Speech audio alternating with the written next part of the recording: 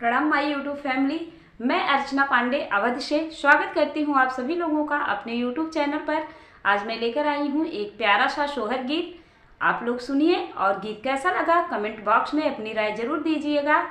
लाइक करना बिल्कुल मत भूलिएगा। नए हो तो चैनल को जरूर सब्सक्राइब करिएगा। आइए सुनते हैं प्यारा सा सोहर गीत।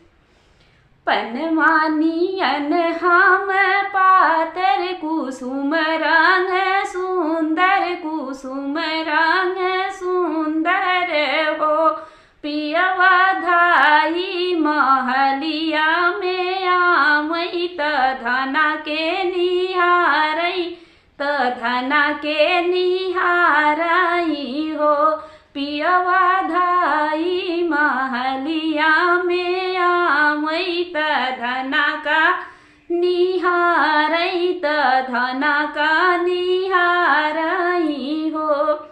बहेरे से आम आई सासू त बेटा से अरज करई बेटा से अरज करई हो, बेटा काऊ कर ब्या सुंदर तीरिया वाला लन नाही पाया ललन नाही पाया हो, बेटा कई दे बई दूसरा बियाह ललन उनके होई है महल उठे सोहर महल उठे सोहर हो, बेटा कई दे बई दूसर बियाह ललन उनके होई है महल उठे सोहर महली उठे सोहर हो।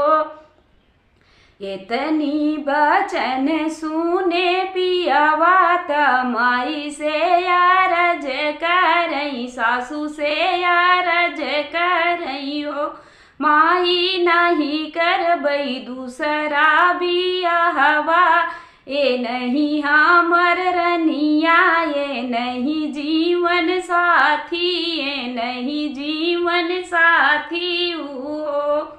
इतनी बचन सुनी रानी त शिव के मनामई त शिव के मनामई हो, भोले सातौ जन्म हमर सफल ये नहीं पति पाई ये नहीं पति पाई हो।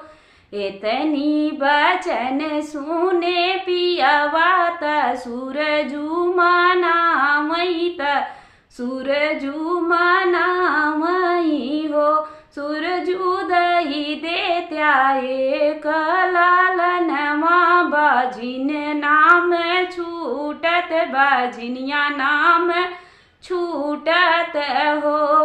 इतनी बचन सुने सूर्य त राजा से अरज करई राजा से अरज करई हो, राजा जावऊ सम्हारऊ अपन रनिया तरनिया गर्भ से निरनिया गर्भ से नी हो। 8 महीनवा के बीतत नमहे के लागत नमहे के लागत हो, बहिनी बजैला गयंगने बधैया ललन जन्म ली है, उठई महल सोहर उठई महल सोहर।